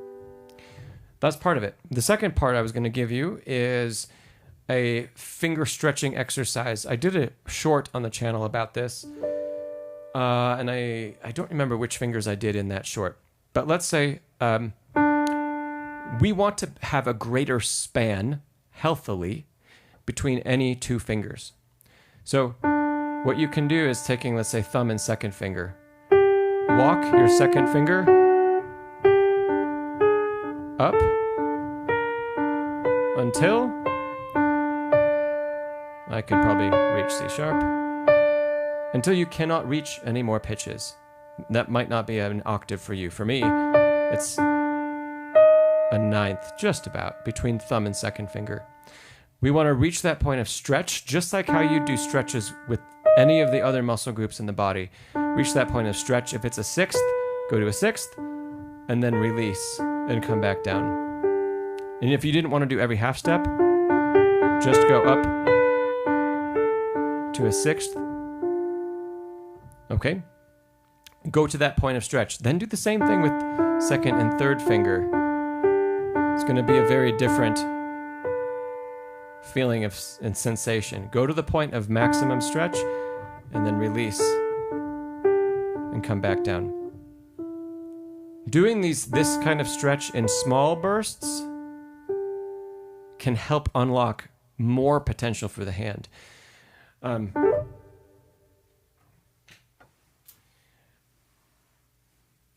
One of the something that I notice when I see, especially when I see like top-down visuals of lots of adults who play the piano, who are studying piano that didn't play when they were younger, is that the hand itself and the fingers don't look very flexible. And it's probably because earlier in life, we just didn't do anything that required the fingers to be spread out. And so they were never exercised in that way. But it's kind of like yoga. So if you are used to doing stretches with different muscle groups, you're going to be able to jump in and do more advanced things right away. And the piano is the same way. When we have been used to, and we've slowly built over years and years, the ability for the fingers to be stretched out in all kinds of different patterns and shapes, it's easy to get to that shape and have it be fairly relaxed. If we haven't done that, I bring this up because you say you have kind of small hands and you can only reach an octave or barely a ninth. A lot of adults that I see truly have a larger span than that. But what we haven't done is unlocked how to let the hand stretch in a healthy way to more pitches. And just like doing yoga or doing any other stretches, it takes time and it takes practice. And we have to do it. And we have to do it on a daily basis. If you try to, this is something I cannot do, so I'll use it. If you try to touch your toes from a standing position, yes, okay, some of you can probably do that. Some of you maybe can't do that. That's all. It's a stretch. And it's a stretch I think most people know. They know how to do it. It's very simple, but it's stretching a muscle, right? If you work on stretching that part of the body and that muscle group, and you work on it a couple times a day, every day, before you know it, you're going to be able to not just touch your toes, you might be able to go further. You might be able to put your entire palms on the ground in front of you, but it takes daily work. And if you stop doing it, guess what happens? It all goes away. And the piano is the same thing, right? So it takes time, and it takes working at these stretches in a slow, methodical, but daily approach to open the hand up even more. IBL, those are the couple tips I've got for you. You can do those stretches, walking to the maximum stretch and then back. Don't hang out on that maximum stretch. Don't force yourself to try to go further. All we want to do is get to that point where it feels stretched and then release. Just like if you do stretches at any other part of your daily routine, exercise, life, etc. Don't overdo it. Overdoing it will only lead to injury, and then you'll have to recover, which will mean not playing at all, etc. So we don't want to do that. Phase, you said you've tried to spread D major for the 10th, like 1, 5, and 3, and the F sharp is still crazy hard for you. Are we talking about left hand maybe, or right hand? There will be a point that we reach the physical limitation of our hand. It's not like we can just stretch and stretch forever. But I only bring up all these stretching exercises because I've seen the tops of students' hands, and I can tell that they feel under tension because I can see the skin turning white. You know how that looks when it's being stretched, it's being pulled on. But I see that happen when the hand is only this far apart. For me, that's an octave, sure. For someone else, it might be, if you have smaller hands, it might be a sixth or a seventh. And there are those signs that the hand is under extreme tension to stretch. And because I am a pianist, and because I play all the time, and because I've played for my entire life, if my hand stretches out, it does that instead. That's a big stretch for me. And it's not because I've got a big hand. It's more because I have worked allowing that to happen, allowing the fingers to actually, 1 and 5 especially, to be spread. So all that to say, I think it's possible for people, for adults, to have a slightly bigger span than they usually say they do. if you go about this stretching exercises we talked about and you go about it in a regular fashion. Nancy, what is stretching? There's all kinds of tissue. They aren't muscle. It's not muscle in the hand, but there is all kinds of tissue. And it's tissue that hasn't been worked in any way in other life experience. So, and there are muscles. There aren't muscles in the fingers themselves. There are muscles, like everybody, you can turn your palm over. There are two really big muscles, here and here. And we do have those muscles in the hand. And you can feel them, you can massage them. Sometimes that feels nice when you practice a lot. Those do need to feel that stretch, right? And we do need to practice how we can let those work, because those are responsible, especially for thumb and fifth finger moving and expanding the hand out. Yes, you can see how it's a little awkward to do this with my hand flipped over, but I can expand the palm to be totally flat across. And that is from those two muscles expanding in ways that I can't think of another activity in daily life that does anything remotely like that.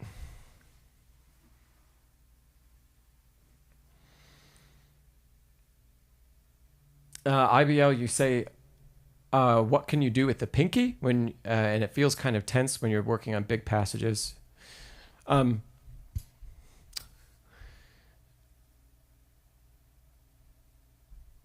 I really want to see what's happening.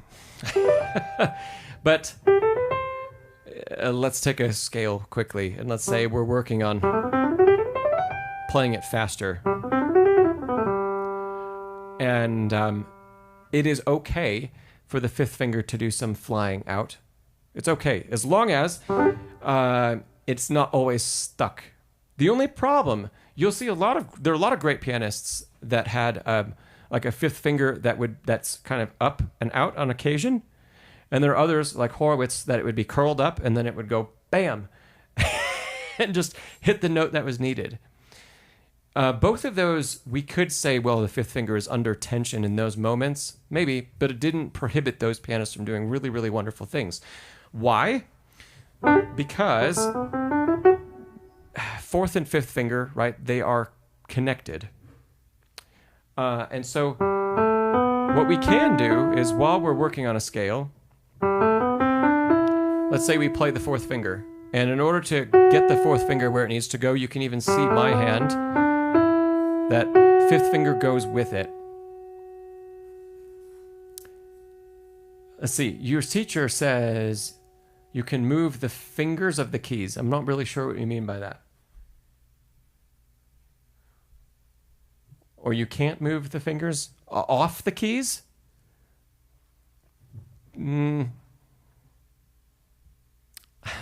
That's a part of... Yeah, okay. That's a part of what I'm going to say. Yeah. Let's... I think you'll be able to see it from above.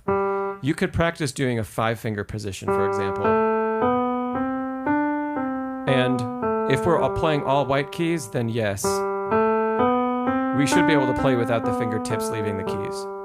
And we can work on using fourth finger without activating fifth finger, and vice versa. Now, let's say I was playing G major up. Well, fourth finger has to get on top of F sharp. Because 4 and 5 are connected, I can't actually lift the fourth finger unless I also lift 5. The tendons are tied. They're connected.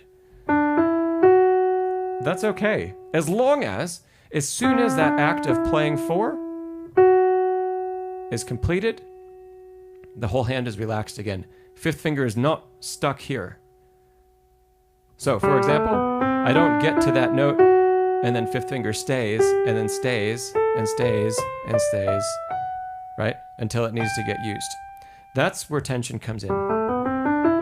But it's fine. It's absolutely fine when we need to make those movements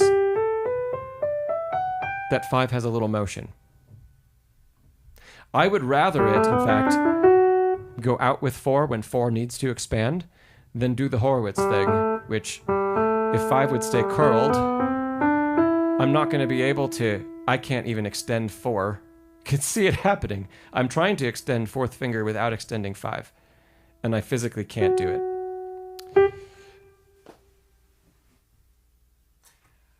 So you can't move the fingers off the keys. That is a decent way to practice this to get started. And as long as we're not having to navigate too many black keys, or at least not get up to the black keys on 4 or 5. Yeah. But underneath that, what's most important is that on every note strike, there's complete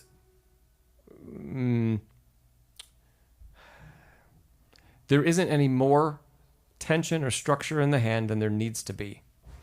Tension-free is the wrong definition, because if I'm just the fact that I'm holding my hand like this means that there's tension, there's good tension. If I don't have any, that happens. So we need that structure, but we have to understand that that's good, that is bad, right?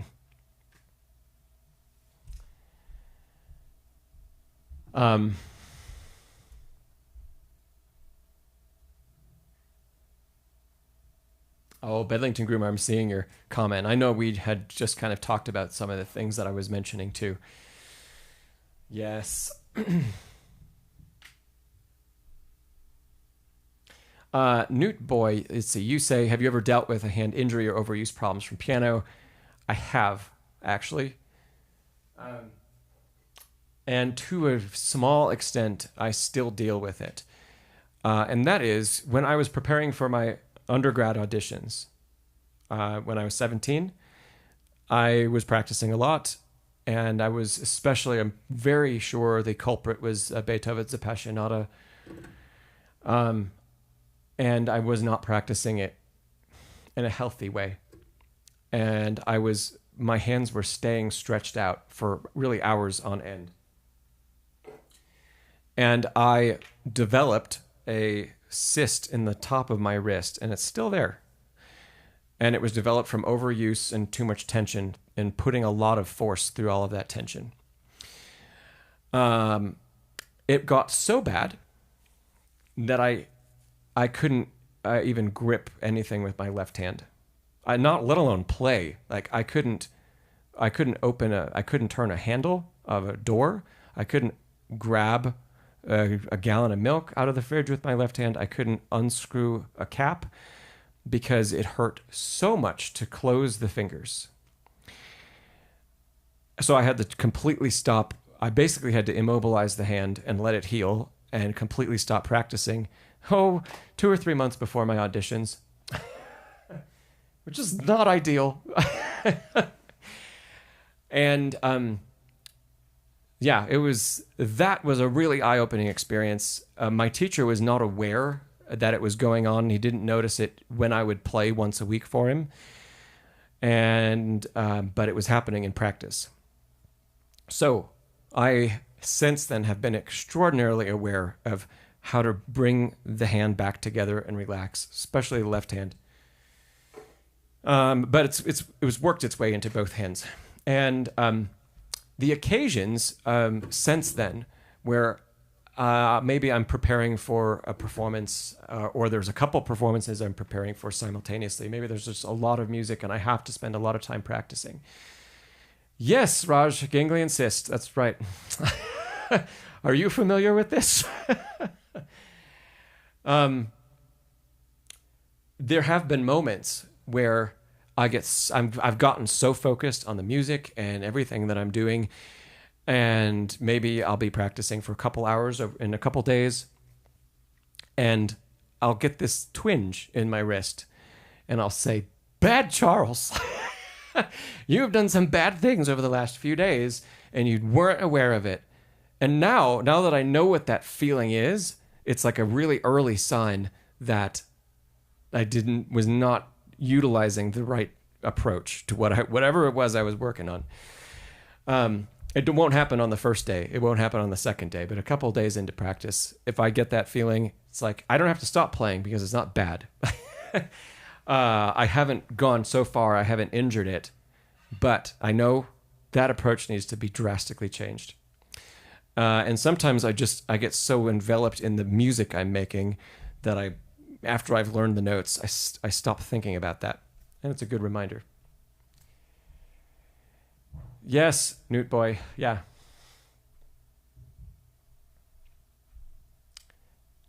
Oh, Bedlington Groomer, you've had those too. Hello, Miguel. Yes, Raj. Yeah, we're talking about.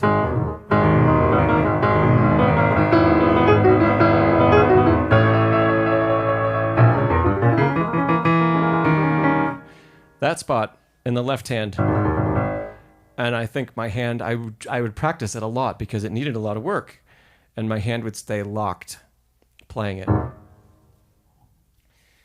Yeah. Uh-huh.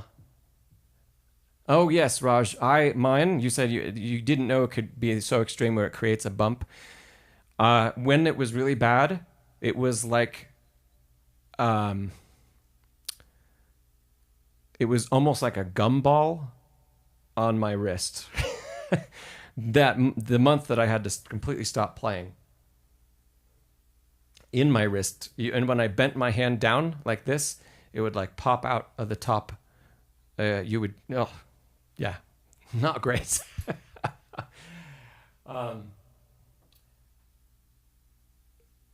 IBL, well, this is going to be our last question for today, and then we're going to wrap up. So you said, in those big chords that you're asking about, should you align your pinky more or your thumb? Because you feel tension in the pinky more than in the rest of the hand. If it's a stretch, like an octave, if an octave is that stretch, I will use a tenth to show you the same thing so that I put my hand under that's a similar stretch. Okay, so notice the alignment is spaced evenly between the two, between thumb and between five. That's ideal. If we shift toward one, notice how immediately I can't even, I wouldn't, my tenth is gone. And if I shift toward the thumb side, same problem. The tenth is gone. So that significantly, if we try to align one side of the hand more so, we lose everything. We lose a massive amount of what we're capable of playing. So in an octave for you, it's an even stretch on both sides. As soon as you start to line five up more, well, we've pulled the thumb out of position and now it's probably off the keyboard, which is not good. And the same thing, if we try to align thumb more, that's much less comfortable, I think, than five, but neither is good. Feel the stretch evenly between the two if you can.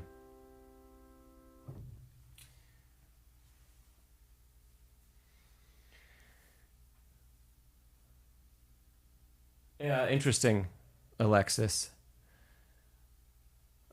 Jane, they don't fully go away. So once you develop one, and that's why it comes back for me quickly if I'm doing something that aggravates it. Because it's there, it's just, this sounds gross, but it's not filled with fluid. So because of that little sac of tissue is still present in the wrist and it could be inflamed. It doesn't need to develop. So, yeah, they never go away. You can have them surgically removed, but they will subside and they won't be symptomatic if you are not misusing your hands.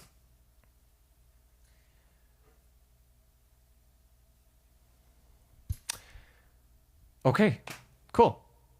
This has been a great stream. Lots of good questions. Really great music by Raj. Thanks for sticking around the whole time, Raj. It was really great to have you here. Yeah, hey, just a quick, if you could hit the thumbs up button, awesome. That would be really helpful just for me and the video and the channel. And if you like what we do on these sessions, I have a whole group, a private membership group. Then we do stuff like this multiple times a month where we get together and you can actually play live and we can demo things and test things out. There's a link to check out that. It's called Next Level Pianist Academy. There's a link in the description below this video. Some of you here are a part of that group, and it's always good to see you. And if you're not a part of it, at least go check out what it's all about, because it's just, there's so much going on in the forum with people chatting, and we have 8 Zoom meetings a month. Anyway, go check it out. Yes, Antonio, thanks for reminding me. I appreciate it. And thanks for the couple thumbs up that came in. The next one of these will be July, the second Wednesday of July. Let's see, that'll be the 9th. So you can stay tuned and come back and join us again for the 9th of July. And like I've mentioned, and like what Raj did today, if you have a video you'd like to send in, we can absolutely chat about it on the next session. Okay, be well, practice smartly. No injuries for any of us, and I will look forward to seeing you around the channel. All right, take care, everybody. Bye-bye.